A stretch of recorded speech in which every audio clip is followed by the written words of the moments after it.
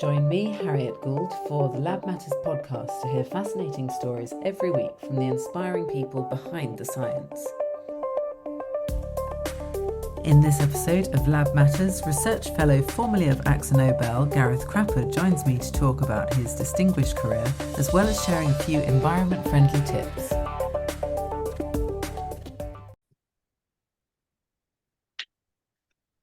Today we have with us Gareth Crapper.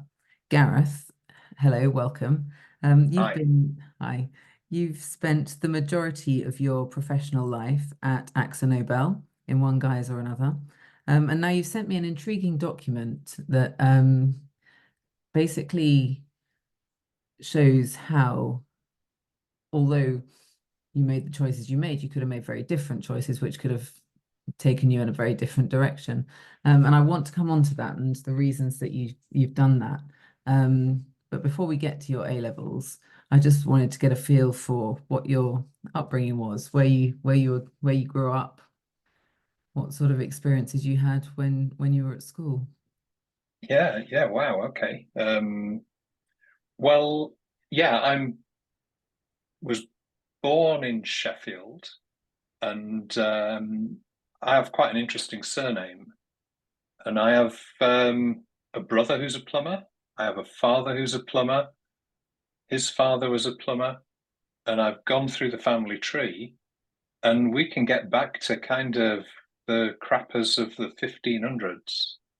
Um,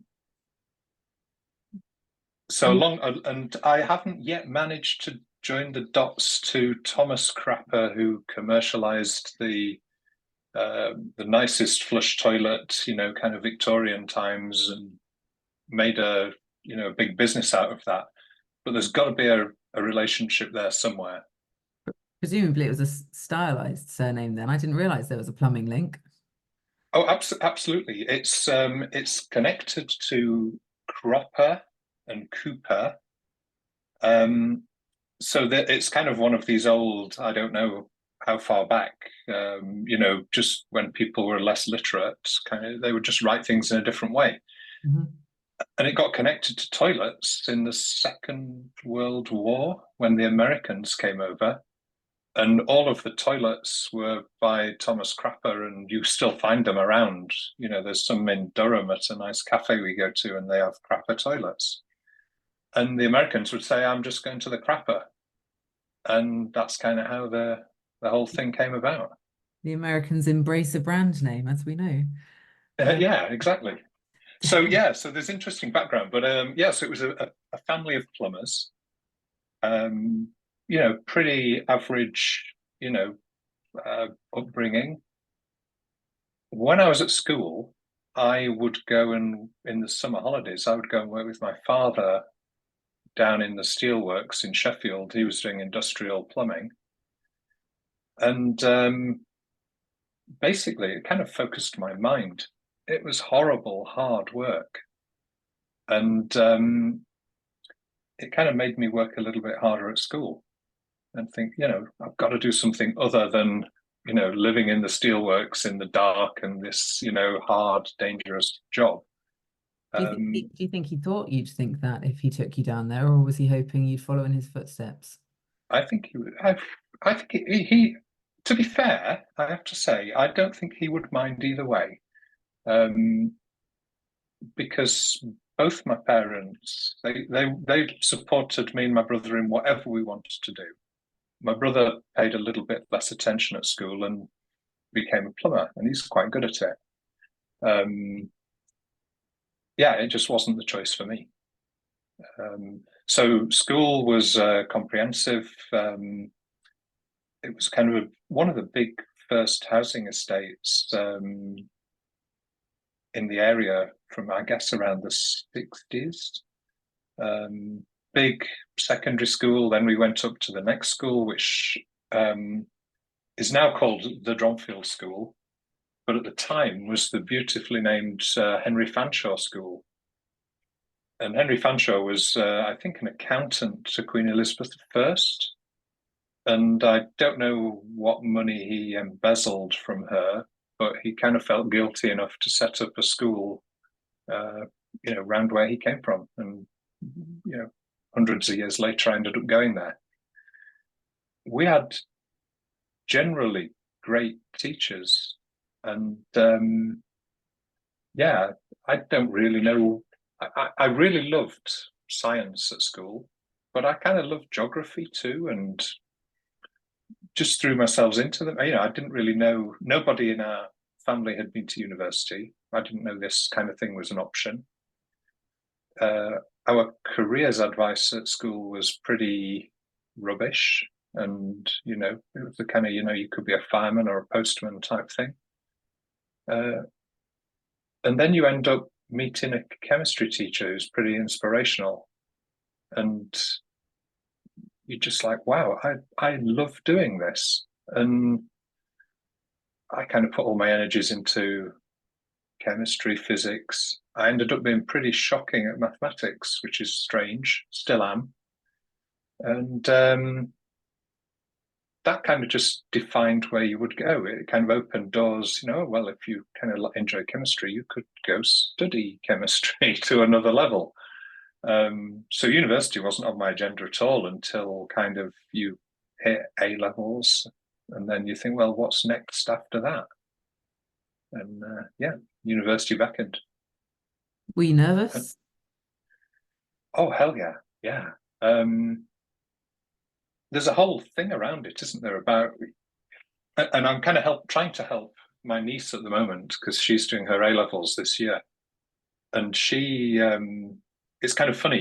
You look back on it now, and they have to do work placement.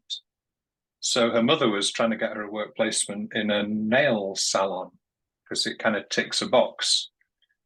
And my niece is really good at science, and I'm like, well, you've got to be able to do better than a nail salon. So I called up a mate at BASF and said, does anywhere in BASF do work placements for students? And sure enough, it does. And she's gone and done a work placement at BASF, which I think will set her up better for life than a nail salon placement. Quite possibly. I think people need their nails doing as well, but if she's good at chemistry, BASF I would think is a better place than a nail salon. You'll learn how to make Um, stuff, not just apply it. yeah, absolutely. Formulating nail varnishes, formulating the polymers that will go into them, or taking the acetone out and putting better solvents in, all of those kind of things.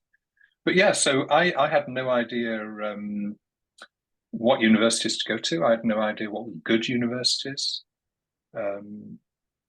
I had a strange experience because you kind of just pick based on what you know as a kind of 17, 18-year-old with not a lot of experience. So you pick one close to home, you pick some further away from home. You go and see them. At the time, I was very naive, and I was just focused on what's the chemistry department like, and you don't worry, what's your life going to be like in this place, and what am I really interested in beyond what I'm going to study? None of that factored into what I was thinking about. I ended up at Leeds University and had a brilliant time, and learned a lot of chemistry as well.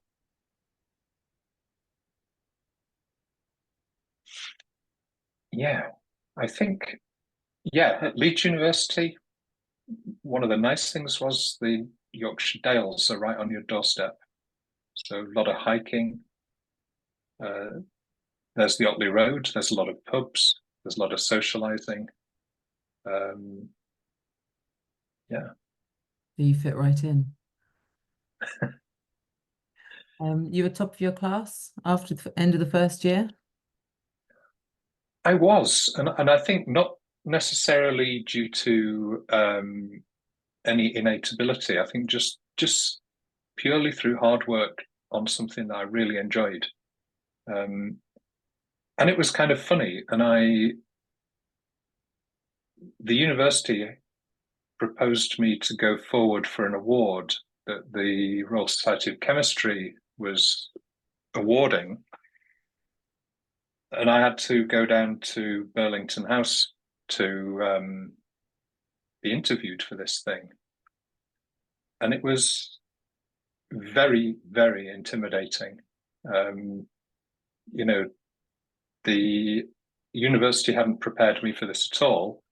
And there were a load of people from much more prestigious universities who'd had much more coaching on everything in life who I was up against. So needless to say, I was just smashed and sent home back to Leeds with nothing. And one of my tutors called me in and asked me how it went. So I kind of told him, and it was like, he said, okay, well, sorry to hear that. And then as consolation prize, there was a guy who'd just graduated a few years previously from Leeds, who was running the marketing department up at some paint company in the northeast of England. And they said, well, you could go there for, they've got a summer placement, it might come to nothing. But yeah, go along. So I went up and was interviewed again. And luckily I got the job. They did send me back with some feedback for Leeds University that said, when we do this next year, can you send more than one candidate so that we can select someone rather than you just sending us the one person? But I clearly wasn't bad enough that from a selection of one, they would choose zero. Encouraging. Yeah. And I spent my first and second summer working up at International Paints in the northeast, which was part of Courtaulds at the time. And I mean, that's the whole other thing as well. I got my first introduction to the world of polymers before I'd even learnt anything about them. So it's very difficult. And if you kind of fast forward through the degree, I only did 6 1-hour sessions on polymers. And then because the guys at International Paints liked what I'd done for them, they funded me through a PhD in polymer science. So I went to Manchester Uni and did a PhD in polymer science. And you turn up and you've had 6 1-hour sessions on polymers, and now you're doing a PhD on it. And because you're doing a PhD on it, your supervisor kind of throws you in the lab and locks you in and tells you to get on with it. And you don't really know any polymer science. So it's been a kind of continuing professional development thing where, and I guess it's kind of true of everything, but, I'm still learning things every week about everything that we do. And it's fascinating. And it's kind of, the work I'm doing today is as exciting as that chemistry that I was learning back in the 6th form, for A level. Still as exciting, still as energizing. And it's kind of, okay, there's a nice career in the middle of it all, but it's learning for learning's sake. Yeah, which is the best way for learning. So if you enjoy it, it comes naturally. Well, the motivation comes naturally, at least. Yeah. Just this week, I was being schooled by a couple of the guys I'm working with on some reactions that we're doing that I really should know inside out because I did them for my PhD and I've done them for a large part of my career. And of course, it's fallen out of the back of my head and I got another lesson on it again this week. So it might stick for another few months or a year or two, maybe. Fingers crossed. So after that PhD, what happened? Yeah, I kind of took the obvious choice and I went to work for International Paint. And I've kind of lost the plot exactly on how long I worked for them. It's kind of anywhere between 26 and 30 years, because when I was doing my PhD, I was employed by them.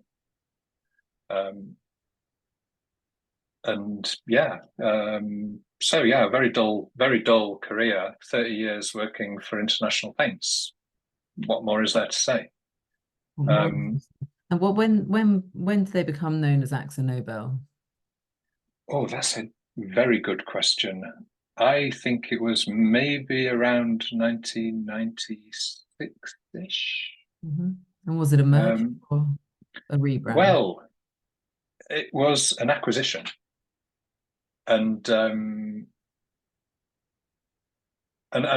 was joking a little bit about the 30 years in AkzoNobel. It's kind of what there is to say, because pretty much every couple of years I've changed and done something different in a different part of the world.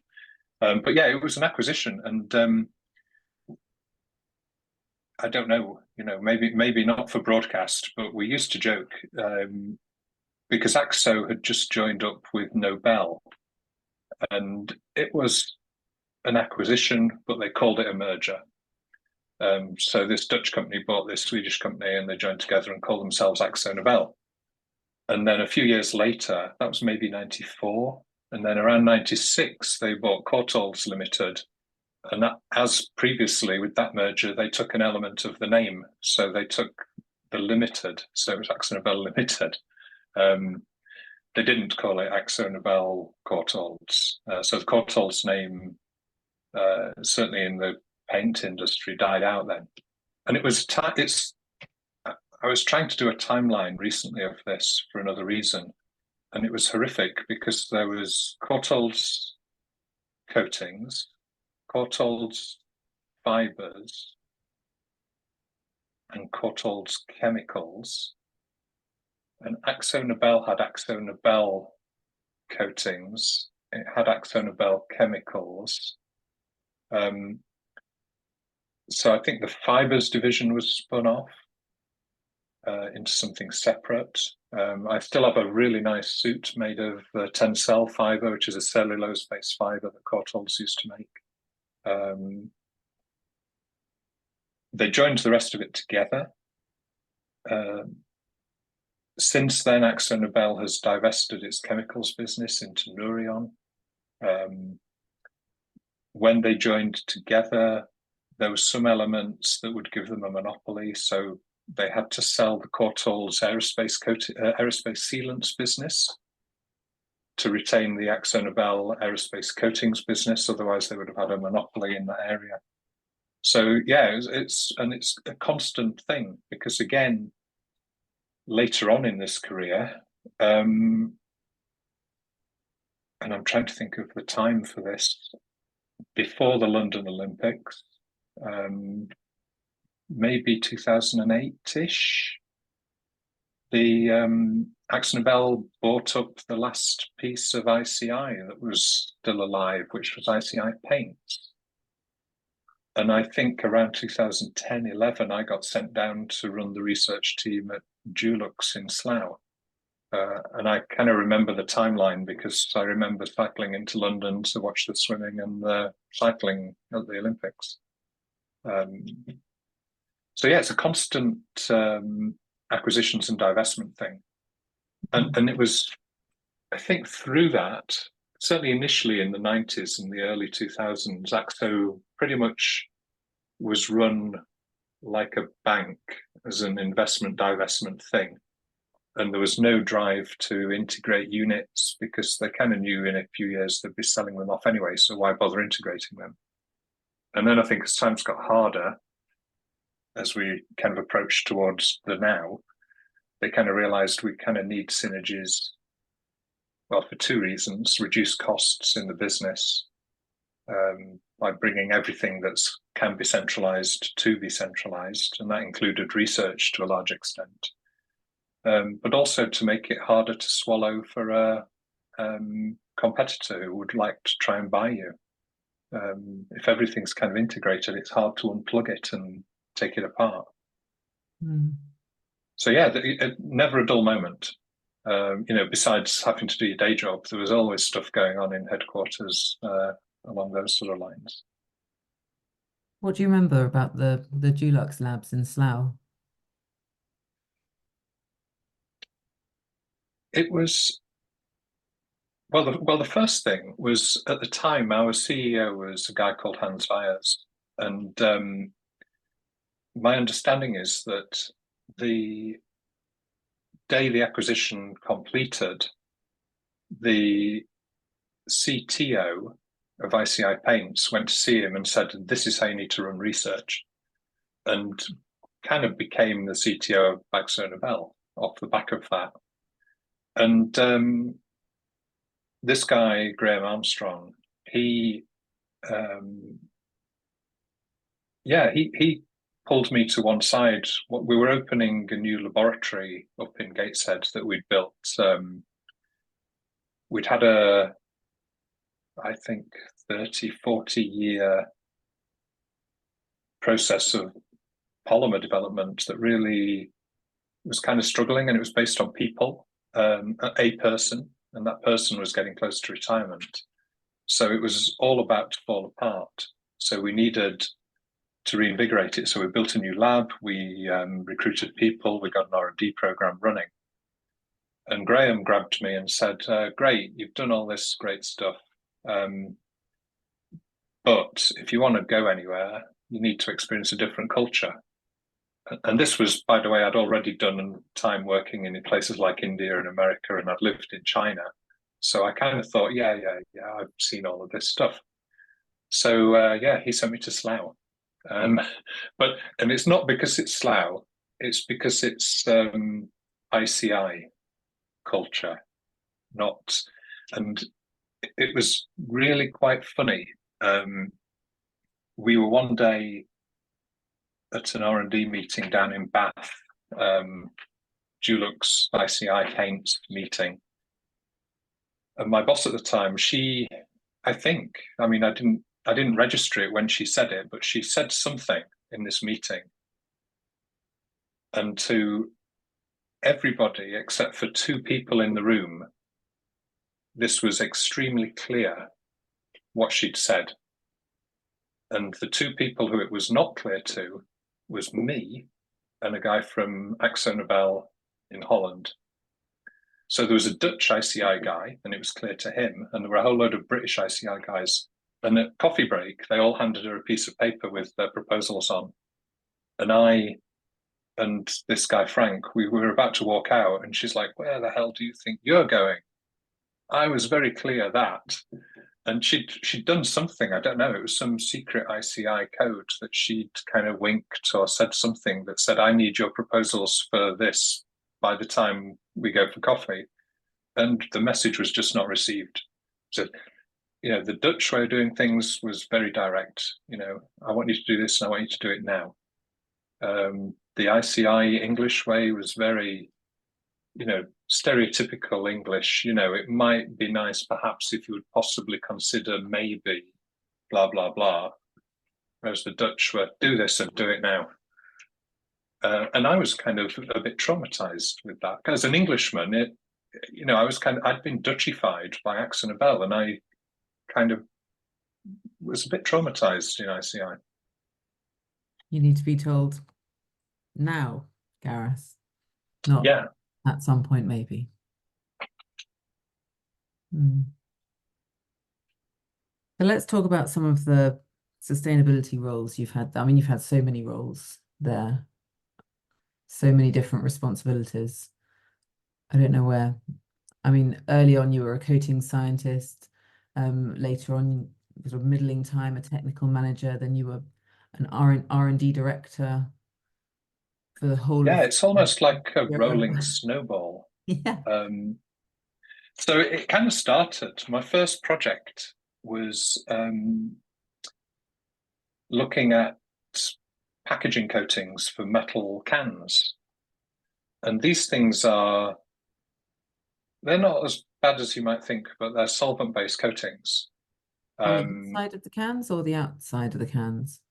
Both. Right. And like that, apparently, I mean, I'm not a great expert in this, and it was a long time ago in my defense, but apparently the worst test is canned tomatoes. And you can kind of imagine, if the coating doesn't protect the metal, then the tomatoes will erode through the metal and the can will burst. And you kind of might think, well, I'll get covered in tomato sauce. But if you're in a warehouse and these cans fail at the bottom of a stack of these things, they could fall on people. And, you can kind of imagine how big a warehouse is. You don't want a load of shelves collapsing on people. So, packaging coatings, they're solvent-based, and they kind of not as bad as you would think, because they actually burn the solvent in the curing oven to help bake the coating. But we're still talking about CO2 emissions. So we were looking at a more sustainable version of that. So we were looking at a solvent-free system which would be applied as a hot melt. And it involved us, we were basically stealing a powder coating formulation, but not going through the whole granulation and application process. But we were just holding it as a melt. And the kind of difficult science was having a die that you would extrude this melt out of onto this moving metal strip. And a coil line might run at a couple of 100 meters a minute. A couple 100 meters a minute? Yeah, I think so. We were running at maybe 5 meters a minute on a smaller scale machine in Rochdale that we'd hired, and we'd had to buy a ton of tin plate from some tin plate manufacturer in Birmingham who was like, why am I dealing in such ridiculous quantities of just a ton?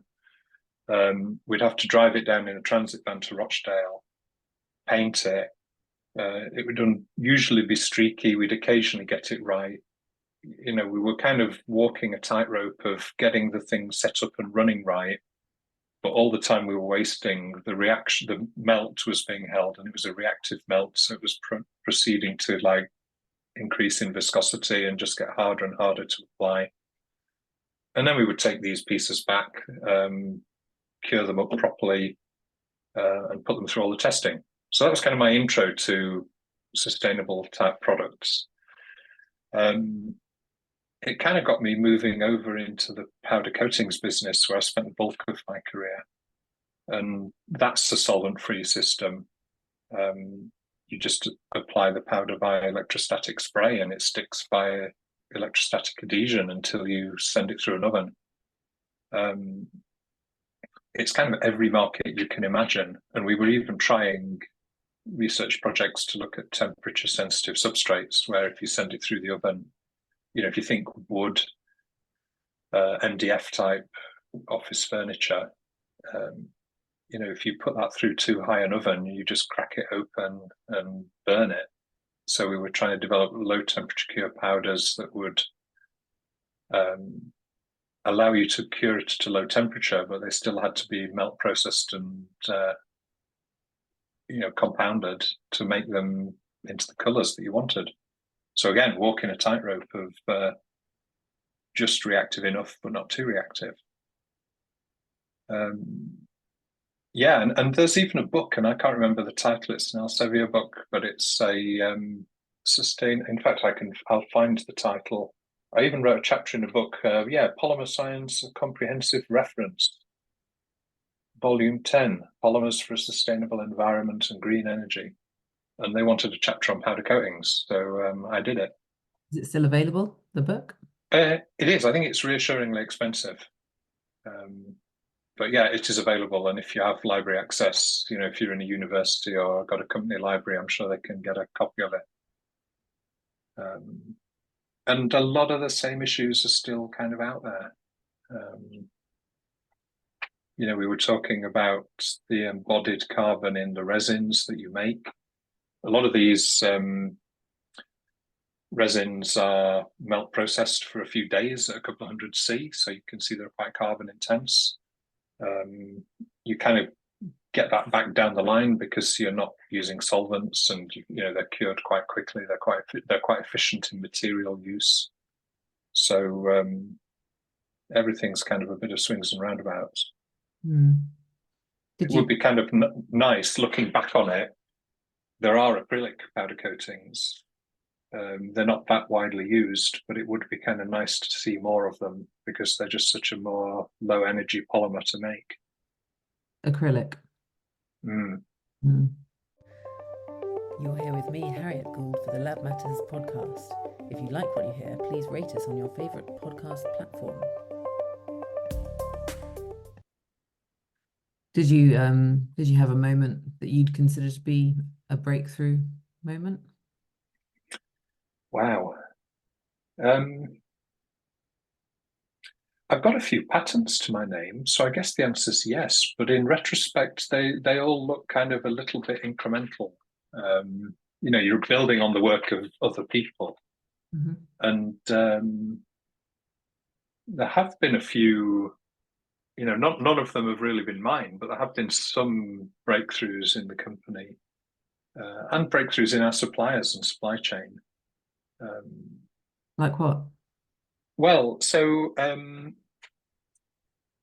in the kind of more mainstream chemistry area, most of in the like 80s, I guess, most of the cross-linking chemistry was something like an epoxy plus acid. And the epoxies were either bisphenol A epoxies, which are no good for exterior use because they're not UV stable, or the material I did my PhD on, which is called triglycidyl isocyanurate. And it's just horrifically toxic. And I think it's even outlawed within the EU now, or it's been outlawed within the EU for a long time. Certainly 2000s onwards. And there was a Swiss company, EMS Primid, and they introduced an alternative hardener. And it kind of at the beginning, it was difficult to work with, and we had to redesign the polymers to work with it. But instead of having an acid epoxy reaction, we had an acid reacting with an activated hydroxyl. So it's a much more benign chemistry. So straight away, the box that the customer gets doesn't have all these skull and crossbones labels on it. So they're not frightened anymore. But because it's an acid with an activated hydroxyl, you have to, you liberate water when the thing cures. So if you put on too much paint, you end up with the water can't escape and you get bubbles in it. So they have to be a bit more professional about applying it. And also, if you leave it in the oven, because it's activated by a nitrogen group in there, it will yellow if it's left in the oven. And that just means when you're planning your production line in your factory, it's normally a big track of parts moving through the factory. And they just need to figure out which part of the track is going to be in the oven at lunchtime when we stop the line. And don't put any pieces on there so that you stop the track when there's nothing in the oven. Because normally they would just stop the track with pieces in the oven, and instead of having 20 minutes in the oven, it'd have an hour in the oven. And if it's cured with this activated hydroxyl, it'll come out really yellow and all the parts will be rejected. So it's just a little bit harder to use, but it's so much safer. So that was a breakthrough from one of our suppliers. Inside the company, we've had lots of breakthroughs. We did some work on for a lot of powder coating gets used in what we would call the architectural market, which is window frames and cladding. So we developed some pigmentations where you can have, so in warm climates, the building gets hot because the sun shines on it. And you have to run the aircon like crazy to keep the building cool. And if your corporate color is a dark color, your building gets very hot. But if you choose your pigments correctly, you can have pigments that give you the right color that you want, let's say a dark blue, in the visible spectrum, but you minimize the absorption in the infrared so they don't get hot. And then you don't have to run your aircon as much, so you pay a little bit extra for someone thinking and caring about the pigmentation in your paint, but you save the money downstream on reduced aircon bills. I hope that's public knowledge. It is public knowledge. And there are specific pigments from people, developed by BASF. I think now it's Sun Chemical who have that range, because that's another totally separate story of divestments. BASF divested their pigments business to Sun Chemical. They have some very specific blacks, which are very useful in this area. They have an infrared reflective black and an infrared transparent black, whereas normal carbon black just absorbs it all and gets red hot. But if you have a spectrophotometer that can measure in the visible and the infrared, you can look at your existing pigments and you can choose the ones that you want. You don't need those pigments. They make life easier for you, but you can do it with standard pigments if you know what you're doing. Mm. That certainly does sound like a great breakthrough. It must have been quite exciting to be around when those sort of things happened. Yeah, I used to have, I maybe still have somewhere, a photograph. We had an infrared camera that we would use in the factory. You go around the factory looking at everything, and if something's glowing hot, you think, oh, maybe there's a bearing going on that motor. We'd better do some maintenance. So I stole the camera for a short time, and we got two panels. They were green, like RAL 6005 green, and I put them under a lamp. And I took a visible picture with my phone, and I took a picture with the infrared camera. And you can see on the visible picture, they just look the same. And on the infrared picture, one of them's glowing red hot and the other one's cool as a cucumber. Wow. Sounds like we could have another development in the camera phone department. Something with an infrared detector in it. Well, you know what? I would buy it. And the reason I would buy it is I don't know if we're jumping ahead to this yet, but back in, I think it was 2017-ish, another divestment story, I ended up making myself redundant from AkzoNobel because they wanted to make some cost savings, and that was the most logical way of doing it. And I got a redundancy payout, and I squandered it all on a heat pump, solar panels, a battery for the house, and an electric car. And an infrared camera would be a brilliant way to go around looking around your house where all the heat is leaking out and solving it so that you make your heat pump more efficient and your house more sustainable. And is it all working well? Your heat pump, your electric car, your solar panels? It's fantastic. Best thing I ever did. Great. It's a big capital investment, but yeah, my poor diesel car is now just consuming money in repairs because it doesn't get used. And the once in a blue moon I want to use it, it's likely broken because the battery's flat or something seized up. The electric car is the nicest thing I've ever had.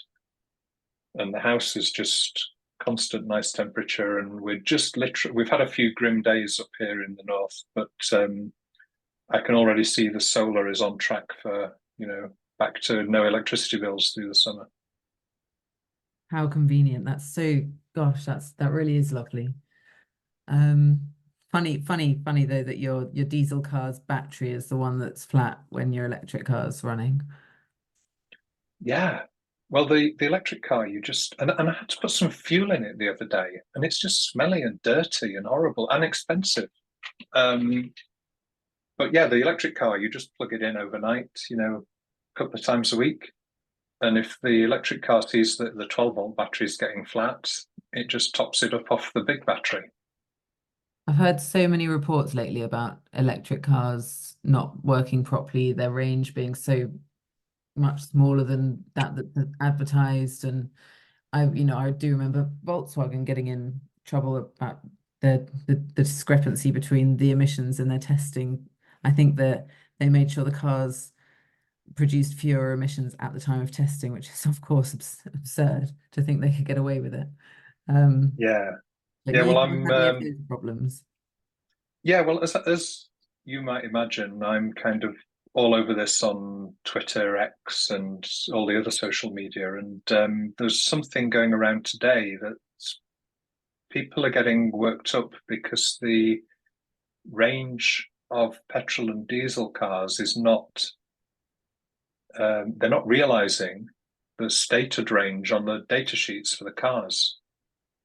So who'd have thought it? The car industry says your car can do so many miles, and in reality it can't because you don't drive it around a standardized track.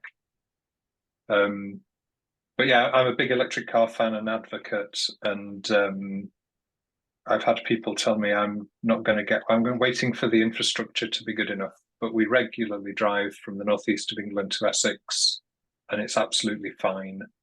We regularly go to Scotland. We went to my partner's brother's wedding in a cold November in Devon from the northeast of England via Essex to pick up my partner's mother, it's fine. Mhm. And if you're a proper Yorkshireman like me, even on that trip to Devon, we found 2 places where the charging was free. Very handy. What about the I mean, we're getting slightly off track here into We more are. general discussion territory. But I do wonder what you think about the fact that it costs a lot to produce these cars. They still use batteries, they're lithium-ion mines. We're scrapping cars that theoretically could run for a lot longer. How do you square the circle, the sustainability circle, between using your existing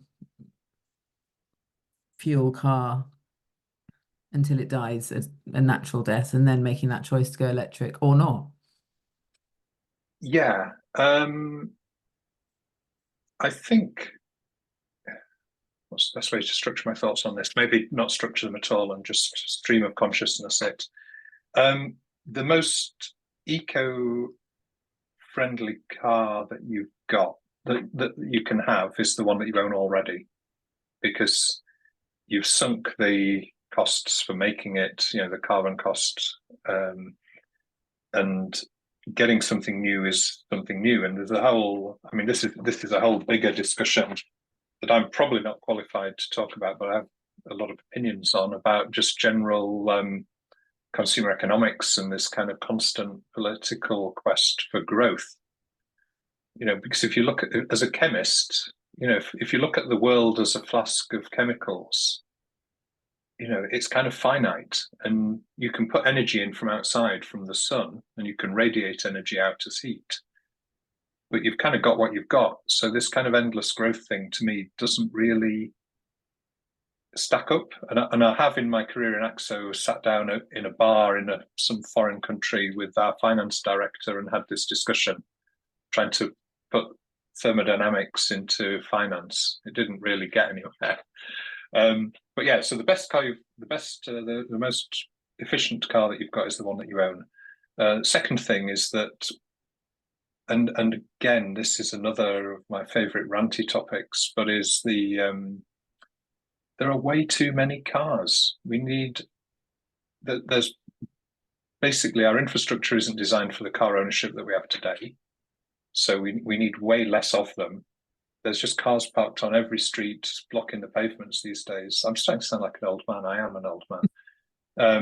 But it would be better to focus on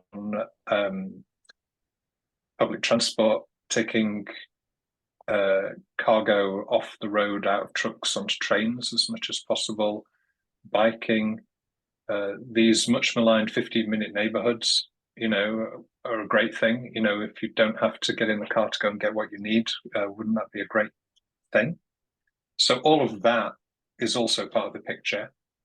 And then if people want to educate themselves more on it, there's 2 resources that have really, I think, changed my life and my outlook on this. And the first one is there's a fantastic book by Ed Conway called Material World. And that talks about 6 materials for the future of the world. Lithium is in there, but all of the others are things like sand and copper. And I would recommend, the book is brilliant, but when you read the book, have your computer next to you and get Google Maps open, and all these places that he's talking about chemical factories on the Rhine. He's talking about lithium and copper mines in Chile. Google them and have a look. It's absolutely mind-opening. So yeah, Ed Conway's book is really good. And then by segue into that, the other thing that is great is if anyone used to watch Red Dwarf back in the day, there's this guy, Robert Llewellyn, who used to play Crichton. And Bobby Llewellyn is the front man for a series of podcasts, websites, YouTube channels, whatever, which they're kind of having a bit of a branding problem at the minute because they're trying to change the brand. But it's the Fully Charged Show, which I think focuses on cars, electric cars, and everything electric is the other side of it, which is looking more at the bigger picture of housing and heating and those things. And on Bobby Llewellyn's podcast, he has a great interview with Ed Conway to bring the two sides together. But yeah, that was kind of the start of me educating myself for how I was going to squander all of my redundancy money on all the kit that we've strapped onto the house. But I think to answer your question on materials,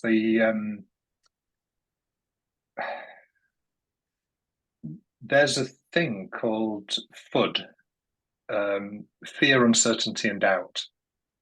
And a lot of FUD has been expended by the vested interests in the status quo. You talk about batteries. I mean, the battery in our car is a lithium ion one, which will have cobalt and some other metals in it. But the battery that runs, the battery in my car is that lithium ion battery. The battery in our garage that runs the house is a lithium iron phosphate battery, which doesn't have that in. And I believe the Tesla batteries are going the lithium iron phosphate route too. So they don't have these cobalt in. And people talk about children mining cobalt in the Democratic Republic of Congo. All of your diesel, as it is desulfurized, uses cobalt to desulfurize it. And you can't reuse that cobalt that's been used to desulfurize the diesel. Whereas if you get into Ed Conway's book, the supply chains for recycling batteries, that battery is going to live forever because it's a valuable resource. It won't end up in a landfill site. It's still got lithium in it. And when you read the chapter on lithium, the kind of low concentrations that they're having to extract the virgin lithium from, if they can find a battery full of it, they'll extract it from that at the end of life. Mm. So I'm kind of reasonably optimistic that we're going through a transition. And in his book, Ed talks about a number of transitions that we've made. And they were all done to avert an ecological crisis. So back in the day, we used to burn wood. And there was this oncoming ecological crisis that there weren't going to be any trees left. And then we moved to coal. And then there was another ecological crisis that lighting in the house was all done with sperm whale oil, and the sperm whales were going to go extinct. So then we moved to gas for lighting. So we've always moved on to something, and generally it's been to something that's got a higher energy density, so it makes life easier for you, and it's to avert an ecological crisis. The problem we've got now with electrification is we're moving to something with a lower energy density. So we're using wind and wave and solar, and that's a different kind of challenge. I mean, we're doing it to avert an ecological crisis. We're putting too much CO2 in the air. But it brings its own challenge with the scale of wind farms and solar farms that are going to be needed to meet the energy demands that we've got. Luckily, like on the big picture side, it looks like the population is plateauing and will come down. So, and I also saw a statistic the other day that our carbon emissions, they're coming down rapidly. And I think, I forget the exact detail, but we've used less gas this year than the last time we used this much gas was so many decades ago. The last time we used this much coal was, I think it was, I don't know, hundreds and hundreds of years ago. Things are going in the right direction. There's reason to be positive. I'm glad to hear it. Yeah, but the question in my mind is, every one of these transitions that Ed Conway talks about was to address an ecological issue, and it did do that, but it brought its own issues with it. So what are the issues coming with this transition? Indeed, exactly that. It sounds like a great read. I certainly will look forward to reading it. And before we finish, I just want to touch on one other thing, because it wasn't just making your house off grid after you moved on. You got a bit into another sport, the sport of being environmentally friendly, but I suppose it is uh, in its own way by default, but not cheap either. And I've got some experience of that because I've bought a bike in semi-recent past, but you turned into a cycle guide. I did. What prompted that? Well, I guess if I kind of go back to root causes, I'm going to blame ICI, because I used to do I wasn't ever really very good. I was very mediocre, but I kind of enjoyed it. But I used to do quite a bit of rock climbing and ice climbing in winter, and go all over the world. So we'd go to the Alps in the winter and do ice climbing. I've done a little bit of ice climbing up near the Great Wall in China in the winter when I was working out there. And I got sent to Slough to work, and basically 5 days a week, 9 to 5, you're in the office. At the weekend, you're either smashing up and down the motorway or wandering around Windsor with the tourists, and there's no big hills to go climbing in. So I kind of got a bike and started biking. And it was the time of the Olympics, and it was the time of Bradley Wiggins winning the Tour de France and all of those things. So you just get swept up in it and boom. I mean, I always had cycled, but I really kind of did it big when I was down at ICI. And the ICI sales guys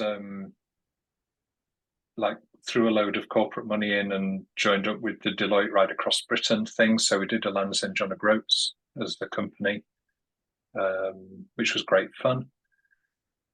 And I came back up north and carried on biking.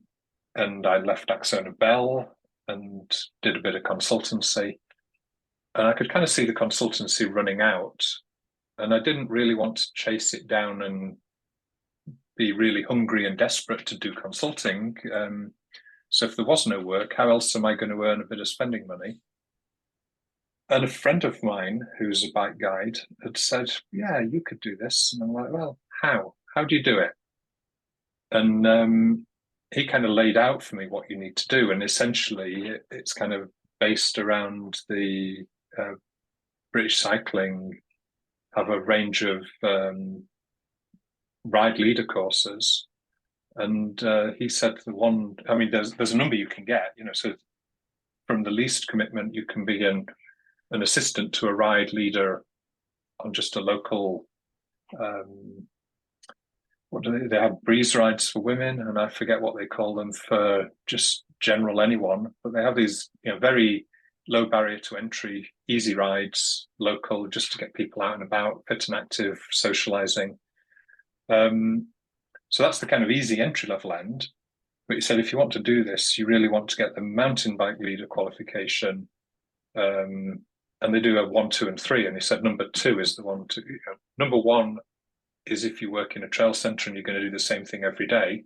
Number 3, you can't do unless you've got number 2 already. And number 3 is properly hard for out there in the middle of nowhere.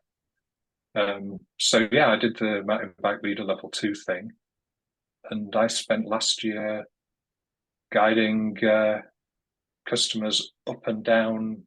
We cycled up the west coast of Ireland. We've been up and down the Hebrides a few times, northwest Scotland, Derbyshire, done the coast to coast up around here a few times. And it's kind of, you've got to be super fit to do it. But largely because you never know who's going to turn up on the holiday with an e-bike and you're not on one, and you never know who's going to be able to navigate the route or not. People are on a holiday; they don't necessarily want to. This is kind of one of the things that I kind of knew, but it really opened my eyes up. Everyone's different and motivated by something different, and they might not be what you'd call a cyclist. I had a guy come over from India from a diamond polishing. He owns a diamond polishing factory in India.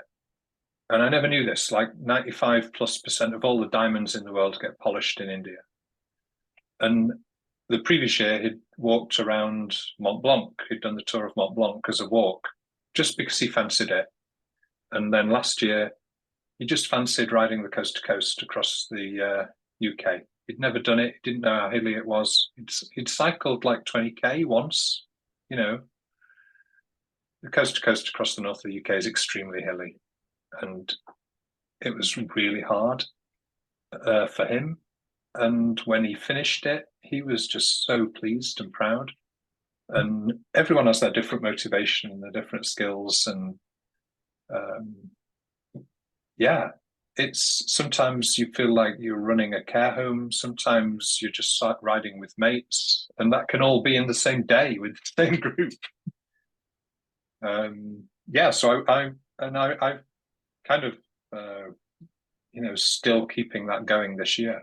I'm not sure where I'm going to be working, but coming to a cycling holiday near you is this mad chemist. And I think one of my taglines on the company I'm working for is, if you want to know some of the details about the carbon fiber composites that your bike's made out of, I'm the guy. Very clever indeed. I like it. And you've actually taken the trouble to put a load of routes together as well and put them into a book, haven't you? So if anyone's interested, they should look your book up. What's it called? Adventure Cycling in Northern England. It's on Kindle. Lovely. And they can use your name, Adventure Cycling in Northern England with Gareth Crapper. And you've got all the routes there and not a plumber in sight. No, and you'll have great fun. They're very out of the way places, beautiful, quiet routes, and all the photography is all blue skies. It's always like this in the north of England. Please come. No doubt. Gareth, it's been such a pleasure talking to you. Thank you so much. Thanks, Harriet. It's been great.